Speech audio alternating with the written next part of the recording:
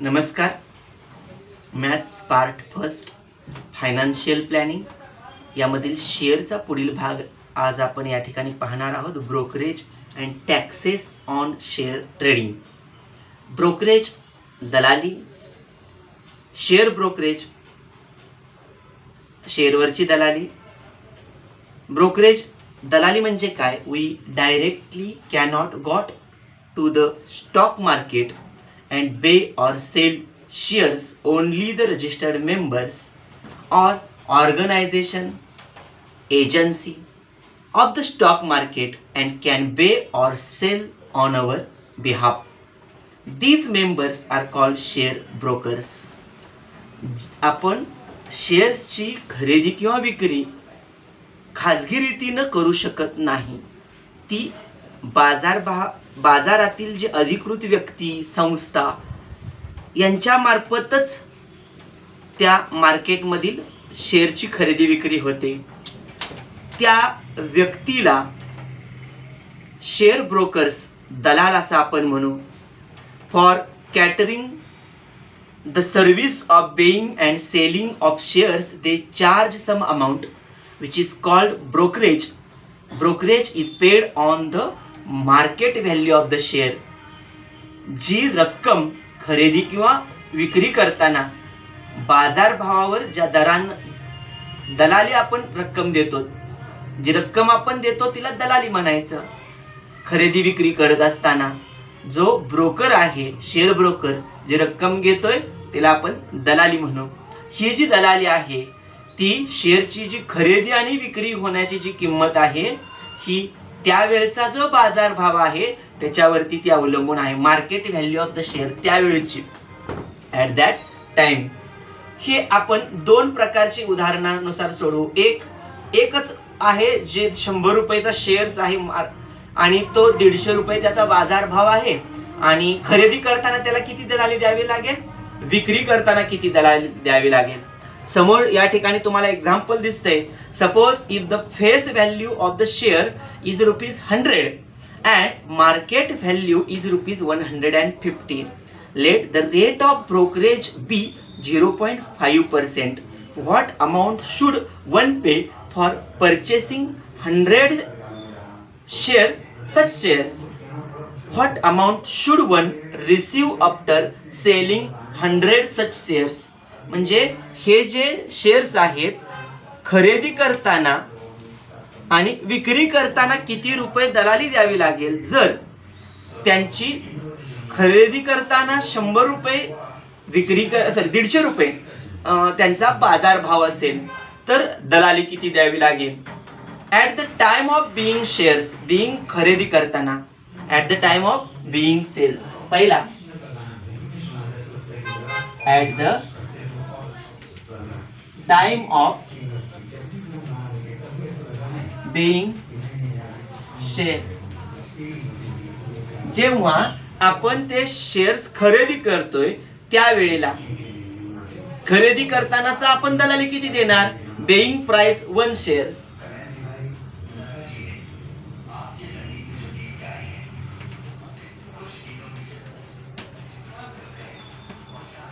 एका शेअरची खरेदी किंमत, जेव्हा एका शेअर्सची आपण खरेदी किंमत बघतोय बेइंग प्राइस, तेव्हा आपल्याला मार्केटचा दर किती आहे, मार्केट व्हॅल्यू किती आहे आणि त्याला ब्रोकरेज किती द्यावा लागेल ते दोन्ही पाहावं लागेल.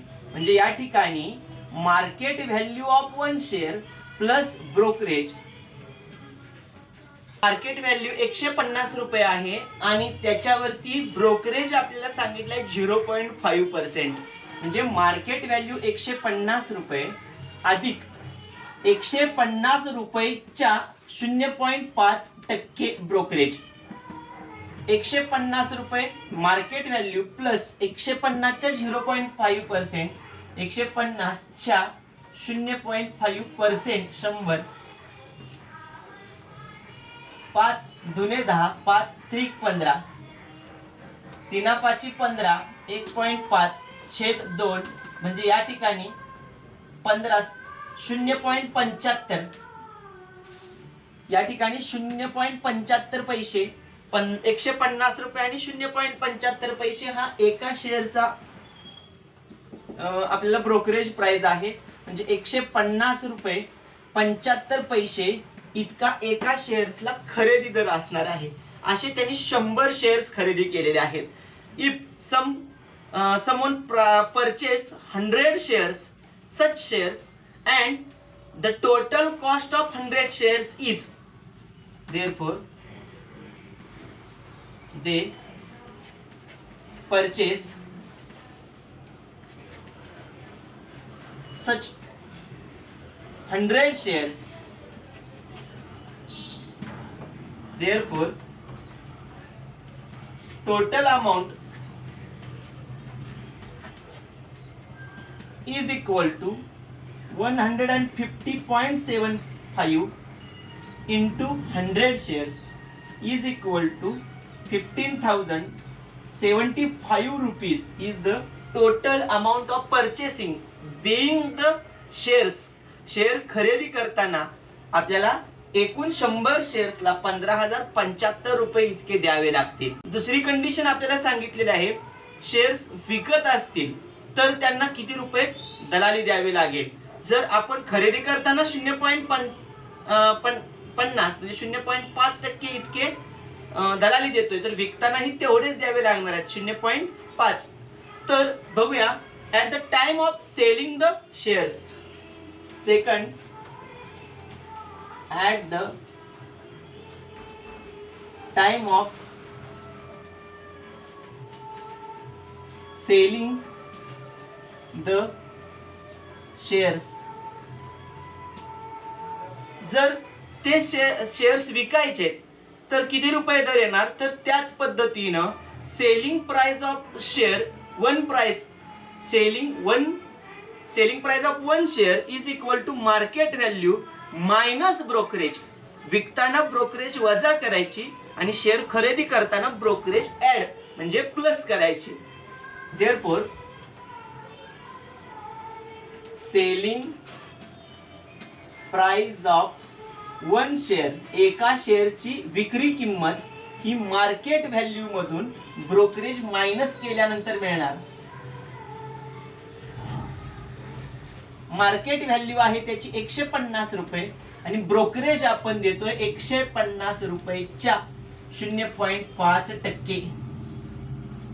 म्हणजेच 150 रुपयेच्या 0.5% आपण मगाशीच काढला होता, तो म्हणजे 0.75 रुपये. म्हणजे 150 मधून 0.75 गेले तर 149 रुपये 25 पैसे इतके अमाउंट 149 रुपीज अँड 25 पैसे is the selling price of one share. Then if someone sell 100 such shares, म्हणजे त्यांनी किती विकलेले आहेत, 100 शेअर्स विकलेले आहेत, तर त्याची एकूण अमाउंट किती असणार आहे. therefore they sell such 100 shares, त्यांनी असे 100 शेअर्स विकलेले आहेत. therefore total amount is equal to amount of selling, विक्रीची किंमत असणार आहे 149 रुपये 25 पैसे एका शेअरची. 100 न गुणल्यानंतर आपल्याला तसे किंमत मिळणार 14,925 रुपये. म्हणजे खरेदी करताना 15,075 रुपये आपल्याला मिळाले होते, तर विक्री करताना 14,925 रुपये इतकी किंमत मिळणार आहे. तेच शेअर्स आहेत, तोच दर आहे दलालीचा आणि मार्केट व्हॅल्यू ही तीच असेल. तर खरेदी करताना आपल्याला 15,075 रुपये भरावे लागणार आहेत आणि विकताना आपल्याला त्याचेच किंमत मिळणार आहे 14,925 रुपये. काही भाग लक्षात ठेवण्यासाठी आपल्याला या ठिकाणी दिलाय.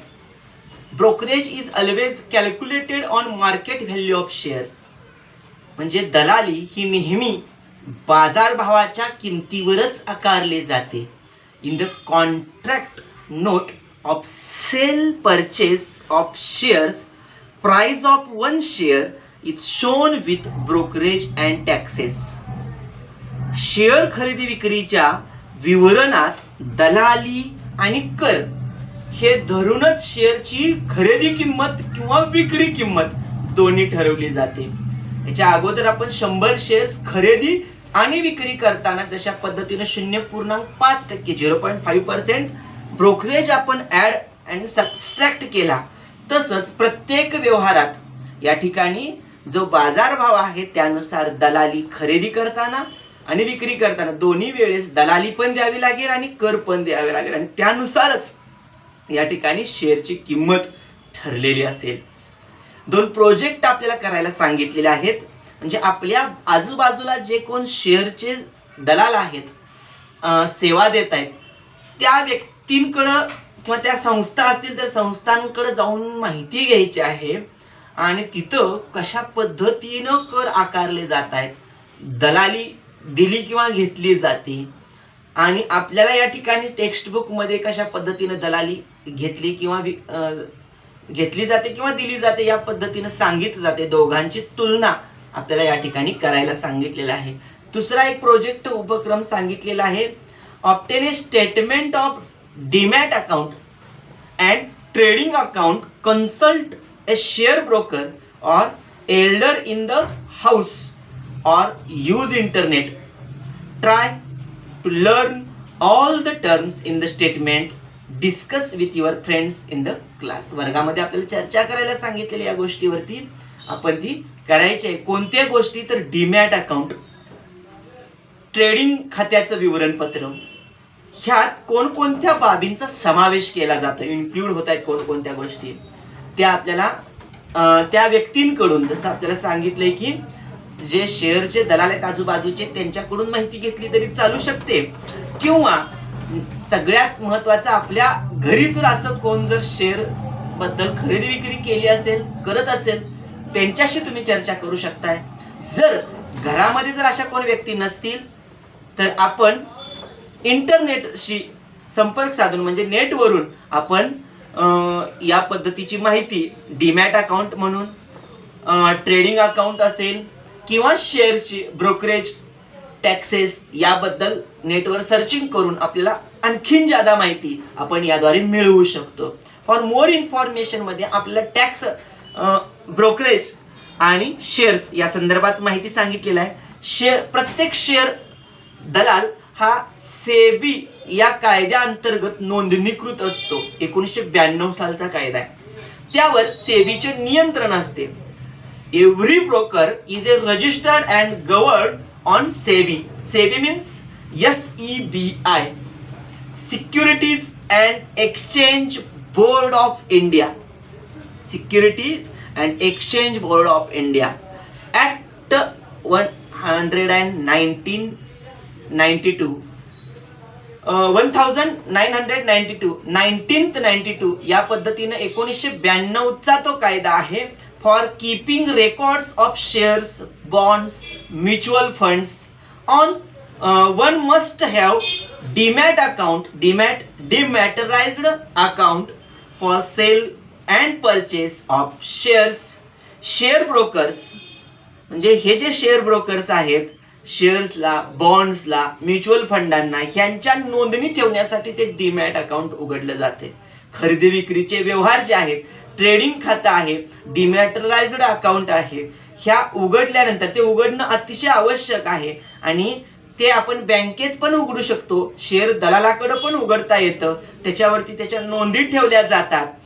डीपी म्हणजेच डिपॉझिटरी पार्टिसिपेंट्स, हा जो डीपी आहे तो NSDL आणि CDSL या 2 डिपॉझिटरीज आहेत, यांच्याशी त्या निगडीत किंवा संबंधित असतात, त्यांच्याशी त्या अधीन असतात.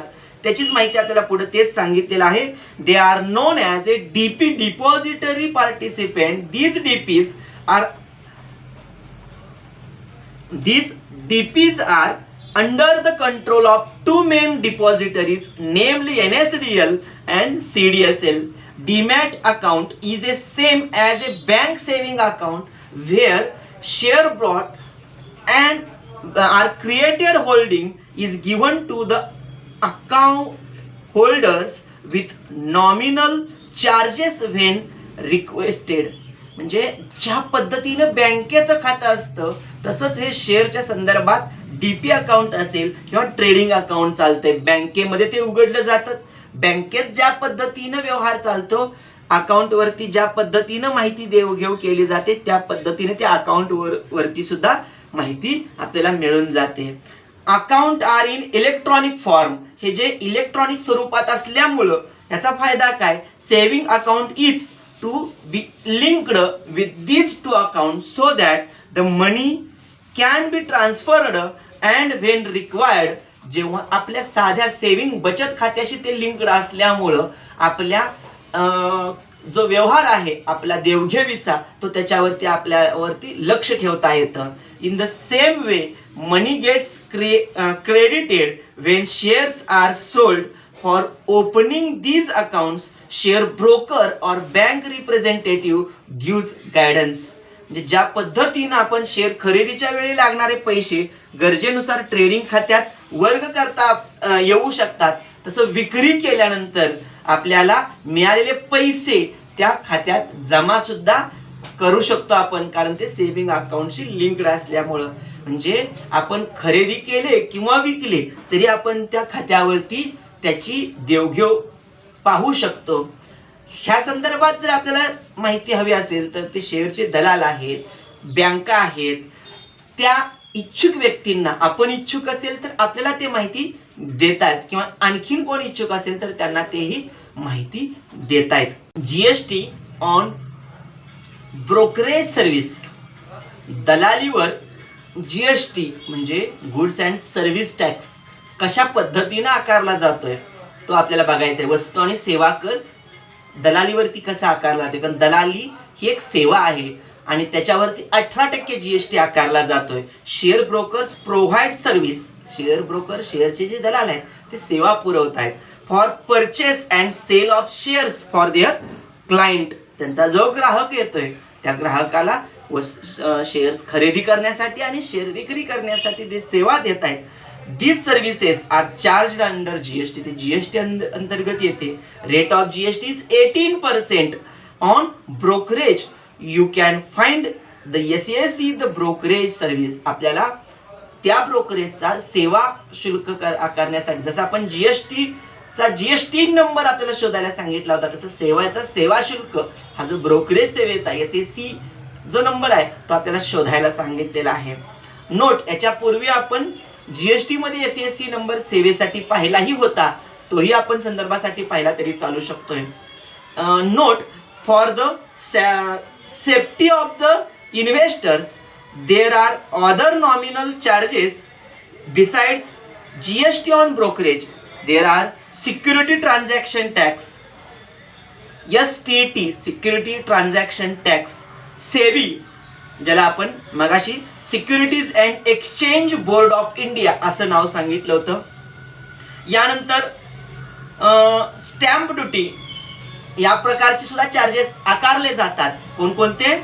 STT tax, SEBI charge, stamp duty charge are allowed. Here we will only consider GST on brokerage. आता आपल्याला ह्या STT असेल, सेबी असेल, स्टॅम्प ड्युटी असेल यांचा विचार करायचा नाही. तर आता फक्त आपल्याला वस्तू आणि सेवा कराचा जीएसटीचा फक्त या ठिकाणी सध्याच्या अभ्यासक्रमामध्ये विचार करायचा आहे.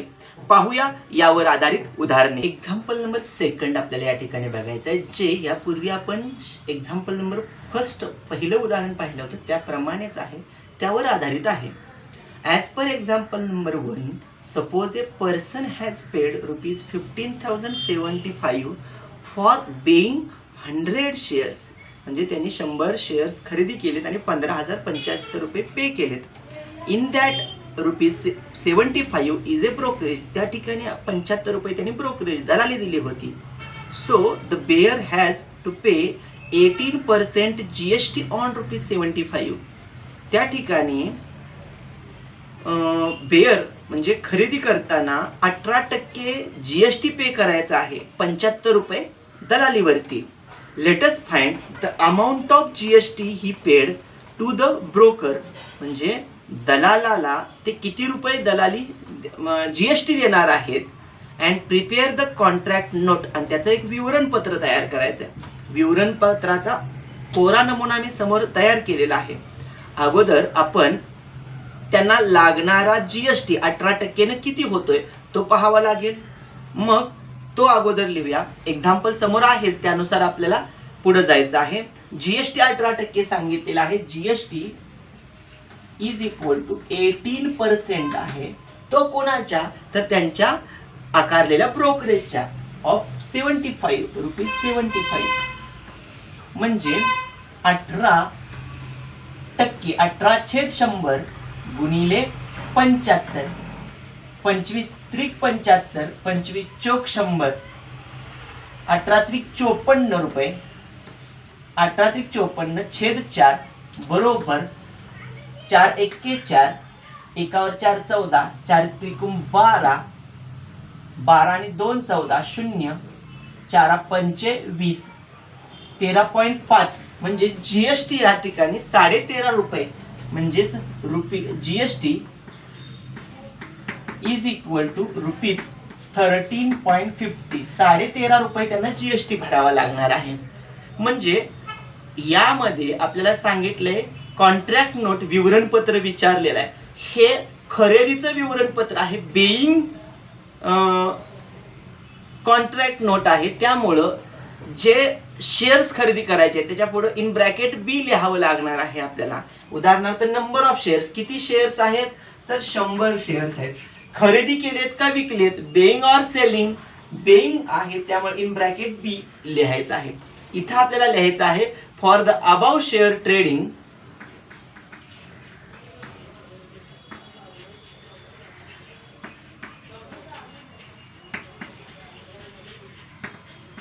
या शेअर ट्रेडिंग मध्ये कॉन्ट्रॅक्ट नोट या पद्धतीने असणार आहे.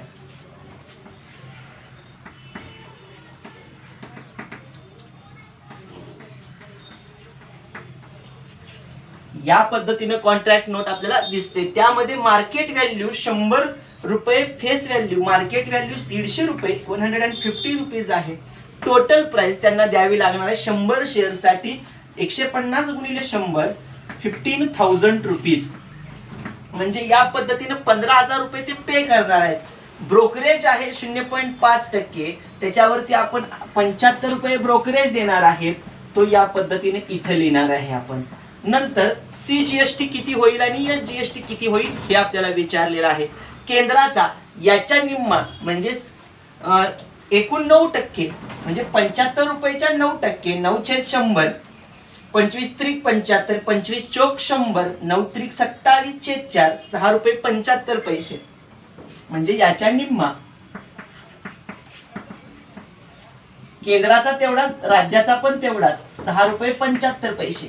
आणि त्यानंतर आपल्याला सांगितलेले टोटल व्हॅल्यू, टोटल व्हॅल्यू 15,000 रुपये अधिक 75 रुपये अधिक ह्या दोन रकमा, म्हणजे या पद्धतीने 15,075 रुपये पहिले होणार होते आणि त्यानंतर 13 रुपये 50 पैसे याची ऍडिशन 0 50 5 आणि 3 8 7 आणि 1 8 0 15,088 रुपये 50 पैसे 15,088.50.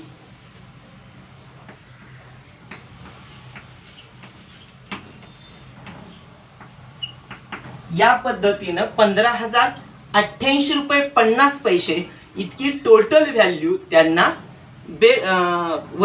शेअर्स खरेदी करताना पेड करावे लागेल. या पद्धतीनं त्यांची कॉन्ट्रॅक्ट नोट म्हणजेच विवरणपत्र या पद्धतीने आपल्याला दिसून येते.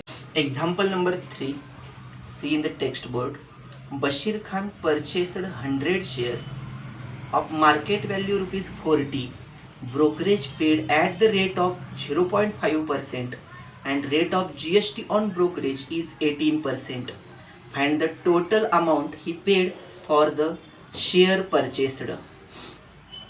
बशीर खान यांनी 100 शेअर्स खरेदी केलेले आहेत 40 रुपये या बाजार भावाने.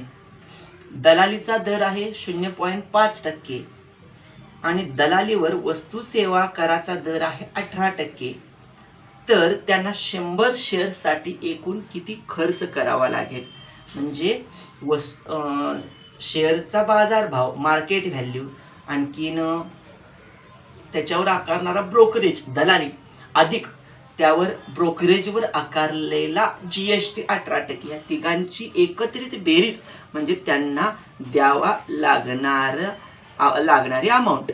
आपल्याला अगोदर त्यांनी म्हणजेच बशीर खान यांनी जे शेअर्स खरेदी केलेत त्याला किती रुपये भरावे लागतात ते बघूया. ज्याची मार्केट व्हॅल्यू 40 रुपये आहे. व्हॅल्यू ऑफ 100 शेअर्स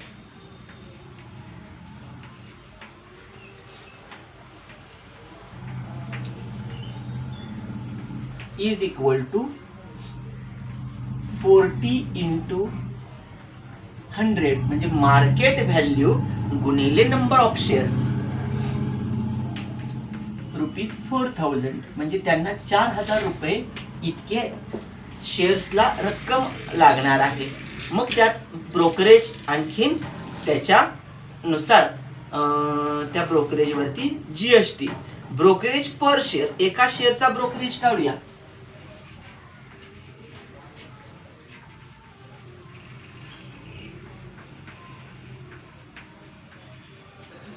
एका शेअर्सला लागणारा ब्रोकरेज, एक शेअर्स आहे 40 रुपयेचा आणि 40 रुपयेच्या 0.5% आपल्याला ब्रोकरेज लागणार आहे म्हणजे 0.5 भागिले 100 म्हणजे 4/10 बे 2/4 बे 5/10 नंतर 2 गुणिले 5 बे 5/10 म्हणजे 1.0/5 म्हणजेच 1च्या निम्मा अर्धा 5/2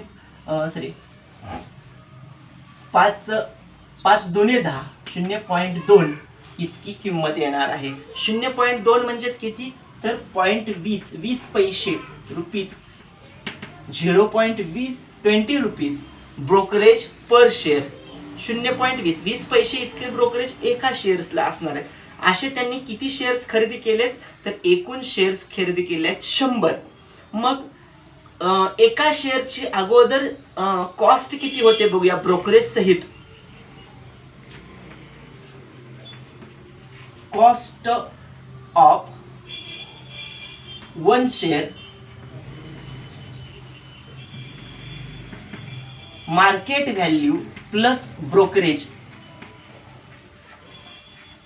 मार्केट व्हॅल्यू एका शेअरची 40, ब्रोकरेज 0.20, किंमत झालेली आहे 40 रुपये 20 पैसे.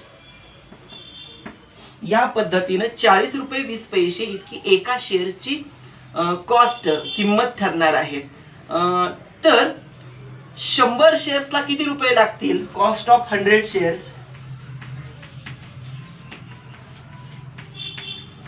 100 शेअर्सना लागणार आहेत 100 गुणिले येणारी इथली किंमत 40 रुपये 20 पैसे म्हणजेच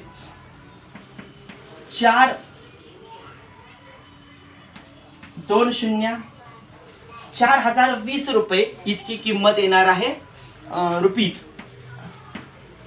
100 शेअर कॉस्ट 100 शेअर्सची किंमत. पुन्हा आपल्याला GST पण भरावा लागणार आहे. ब्रोकरेज ऑन 100 शेअर्स, ब्रोकरेज एकाला किती आहे एवढा आहे. इथंच लिहूया ब्रोकरेज ऑन 100 शेअर्स बरोबर 0.20 गुणिले 100 म्हणजे 20 रुपये त्यांना ब्रोकरेज भरावा लागेल. GST द्यायचा आहे तो त्या 20 रुपये या रकमेवरती द्यायचा आहे. 20 रुपयाच्या किती टक्के द्यायचा आहे तर 18% GST द्यायचा आहे. 20 रुपयाच्या 18%. Therefore GST is equal to 18% of ₹20 म्हणजे ब्रोकरेजच्या 18%. 18/100 गुणिले 20, 20 एके 20/5 100, 18/5, 5 एके 5, 5 त्रिक 15, 3 राहिले, 5 सख्ख 30 म्हणजे 3.60 या ठिकाणी रुपीज 3 रुपये 60 पैसे 3.60 रुपीज या पद्धतीनं GST द्यावा लागेल. एकूण रक्कम त्यांना किती पेड करावी लागेल. प्रश्न असा विचारलाय find the total amount he paid म्हणजे Bashir Khan paid for share purchase. Bashir Khan therefore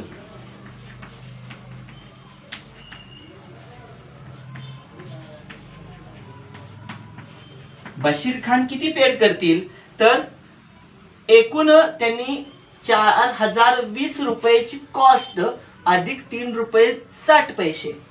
Bashir Khan paid cost of 100 shares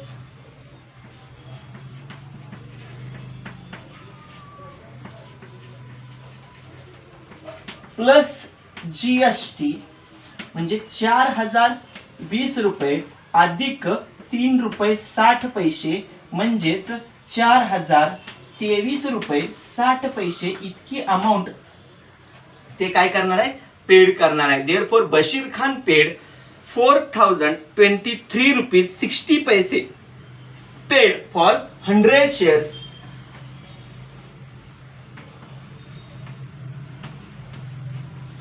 या पद्धतीनं बशीर खान पेड करणार एवढे रुपये 100 शेअर्स साठी. Example number 4 see in the text board. Pankajrao invested rupees 1,25,295 rupees in shares of face value rupees 10 ज्याची दर्शनी किंमत 10 रुपये आहे. When market value is rupees 125. Invested amount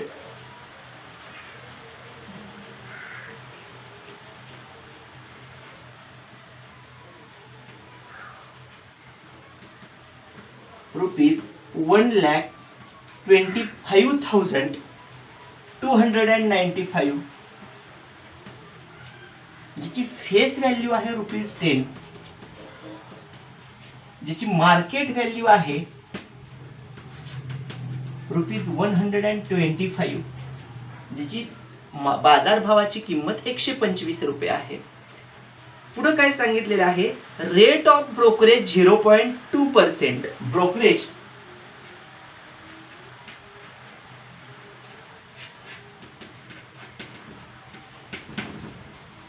आणखीन आपल्याला सांगितलेलं आहे and GST is 18%.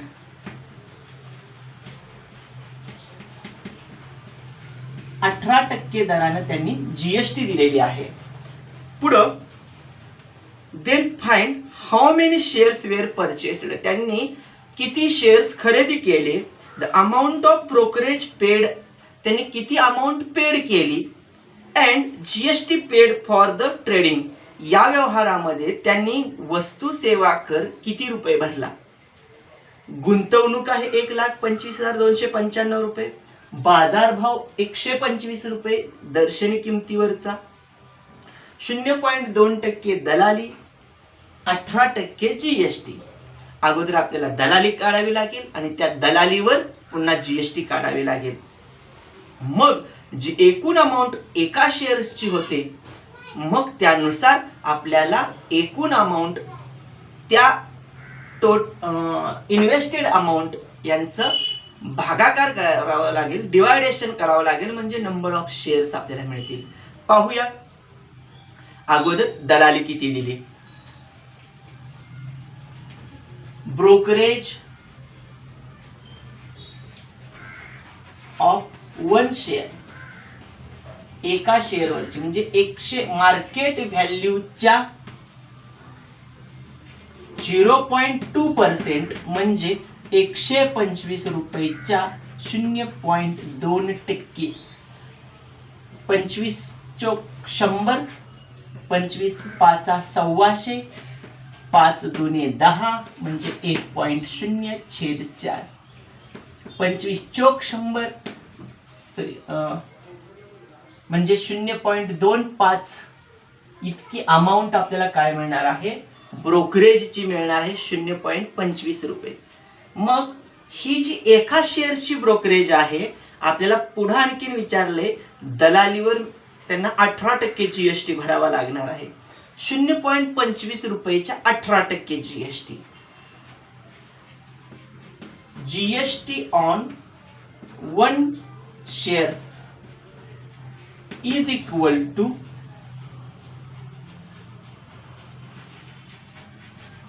Brokerage of 1 share into 18%, 0.25 गुणिले 18%, 18/100. यामध्ये 0.25 आणि 18 यांचा गुणाकार भागिले 100. 25 एके 25, 25 चौक 100, 0.01. 18 गुणिले 0.01, 0.18/4.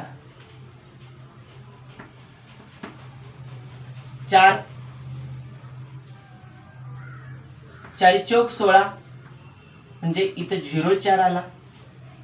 16 नंतर 2 राहिले, 4 25, 0.045 इतकी अमाऊंट त्यांच्याकडं GST ची भरावी लागेल. म्हणजे एकूण एका शेअरची खरेदी किंमत आपल्याला बघावी लागेल. ती किती? कॉस्ट ऑफ 1 शेअर 3 गोष्टीवरती या ठिकाणी आहे. कॉस्ट ऑफ 1 शेअर इथं लिहितो, GST इथं आहेच, काय अडचण नाही. कॉस्ट ऑफ 1 शेअर, एका शेअरची किंमत, market value plus brokerage plus GST, तिघांची ऍडिशन केली की आपल्याला मिळणार आहे कॉस्ट ऑफ 1 शेअर. एका शेअरची मार्केट व्हॅल्यू आहे 125, ब्रोकरेज त्यांनी 0.25 रुपये द्यावे लागेल आणि GST 0.045 रुपीज द्यावी लागेल. यांची ऍडिशन केली की आपल्याला मिळणार आहे कॉस्ट ऑफ 1 शेअर्स. करूया ऍडिशन. 125 अधिक 0.25 अधिक 0.045, 0.000, 5 आणि 4 9, 2.521, 125 रुपये 295 पैसे, म्हणजे 125.295 rupees is the cost of 1 share. एका शेअरची खरेदी किंमत असणार आहे. यानंतर आपल्याला शेअरची संख्या विचारलेली आहे. पहिला प्रश्न विचारलाय, how many shares were purchased, किती शेअर्स खरेदी केले. मग आता एवढे शेअर्स एका शेअर्सला द्यावे लागणार आहेत, एवढी अमाऊंट गुंतवायची आहे. Therefore number 1, number of share is equal to total investment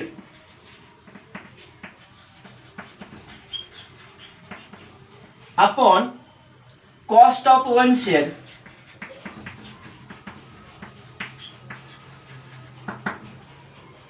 ₹1,25,295 रुपये. एका शेअरची किंमत 125.295. 3 दशांश स्थळ आहेत, अंक तेच आहेत, एकूण 1000 पट आहेत. म्हणजे नंबर ऑफ शेअर्स असणार आहेत 1000. Number of shares purchase 1000, 1000 shares ते खरेदी करणार आहेत पंकजराव हे. आणखीन पुढे दुसरा प्रश्न आहे, दलाली किती देतील. The amount of brokerage paid by. मग दुसरा प्रश्न, अमाउंट ऑफ ब्रोकरेज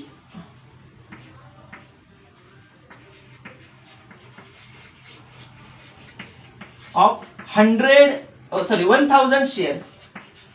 1000 शेअरची ब्रोकरेज किती होणार. एका शेअरची ब्रोकरेज आहे 0.25.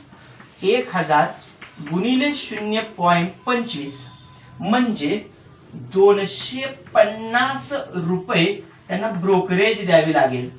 या पद्धतीने ब्रोकरेज होणार आहे त्यांची 250 रुपये. तिसरा प्रश्न आहे, GST पेड फॉर ट्रेडिंग. या व्यवहारात त्यांना GST किती भरावा लागेल.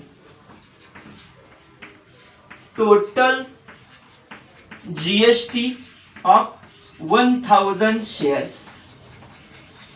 एका शेअर्सला GST ऑन 1 शेअर एवढा आहे.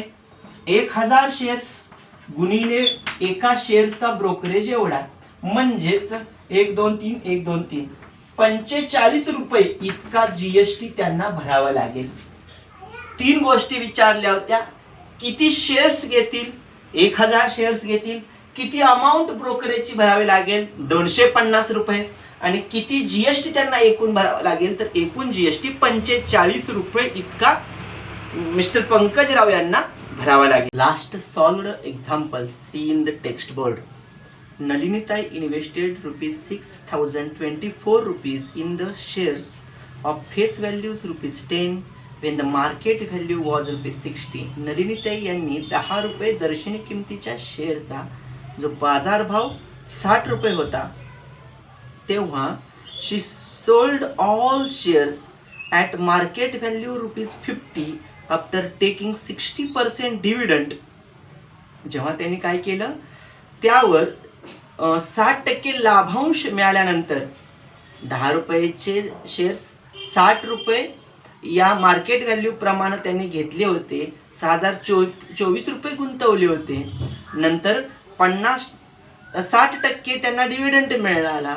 त्यानंतर त्यांनी 50 रुपये बाजार भाव या भावाने त्यांनी शेअर्स विकले. She paid 0.4% brokerage at each stage of transactions. म्हणजे शेअर्स खरेदी करताना पण 0.4% जी ब्रोकरेज भरलं, दलाली भरली. आणि शेअर्स विकताना पण 0.4% दलाली विकली. म्हणजे जेव्हा खरेदी करतोय तेव्हा ब्रोकरेज दलाली ॲड करावी लागणार आणि जेव्हा शेअर्स विकते तेव्हा त्याच्यातून ब्रोकरेज वजा करावं लागणार. पुढं what was the total gain or loss in this transactions. तर त्यांना एकूण नफा किंवा तोटा झाला ते विचारले. नफा झाला की तोटा झाला आणि किती रुपये झाला. आपल्याला ते या पद्धतीने ऍक्टिव्हिटी बेस मध्ये एक्झाम्पल सांगितलेलं आहे. Rate of GST is not given in the example so it is not considered. आपल्याला यामध्ये फक्त ब्रोकरेज सांगितलेलं आहे, जीएसटी सांगितलेलं नाही. त्यामुळं जीएसटी या ठिकाणी विचारात घ्यायचा नाही. शेअर परचेस्ड खरेदी करताना, शेअर सोल्ड शेअर्स विक्री करताना. खरेदी करताना दर्शनी 10 रुपये, मार्केट व्हॅल्यू 60 रुपये. ब्रोकरेज पर शेअर्स एका शेअर्स वरती आकारलेला ब्रोकरेज दलाली 60 रुपये मार्केट व्हॅल्यूवर आकारलेली दलाली. शून्याला शून्य गेला. 6 बेत्रिक 6 बे पंचे 10 0.4 आणि 3 4 त्रिकोण 12 1.2 छेद 5 म्हणजे या ठिकाणी 5 एक्के 5 5 दोन्ही 10 5 चौक 20 0.24 रुपये 0.24 इतका रुपये ब्रोकरेज एका शेअर्सला त्यांना द्यावा लागेल. कॉस्ट ऑफ वन शेअर्स एका शेअर्सचा दर किती होणार खरेदी करताना 60 रुपये अधिक 0.24 रुपये म्हणजे 60 रुपये 24 पैसे 60.24 रुपये इतकी कॉस्ट त्यांना द्यावी लागेल. तेव्हा तो शेअर्स त्यांना मिळणार. तेवढा नंबर ऑफ शेअर्स किती शेअर्स खरेदी केले तर 6024 रुपये अमाऊंट गुंतवलेले. एका शेअरचा दर आला 60 रुपये 24 म्हणजे मार्केट व्हॅल्यू प्लस ब्रोकरेज 60.24 भागाकार केला 100 शेअर्स त्यांनी खरेदी करणार आहेत. म्हणजे एकूण शेअर्स आहेत त्यांच्याकडे 100 तेवढे त्यांनी पुन्हा विकणार आहेत. शेअर सोल्ड फेस व्हॅल्यू 10 रुपये आहे. ब्रोकरेज पर शेअर्स त्यांच्यावर आकारणारा ब्रोकरेज म्हणजे 50 रुपये विकताना चार्जेस होता, घेताना 60 रुपये होता. पुन्हा या ठिकाणी विकताना 50 रुपये मार्केट व्हॅल्यू झाली. त्याच्यावर 0.4% हा त्याच्यावर जीएसटी भरावा लागणार. 50 एके 50 50 दुने 100 बे दुने 4 म्हणजे 0.20 रुपये इतके त्याच्यावरती एका शेअरवर ब्रोकरेज भरावे लागणार. विकताना किती रुपये एका शेअर्सला येणार आहेत तर मार्केट व्हॅल्यू मधून ब्रोकरेज वजा करावी लागणार.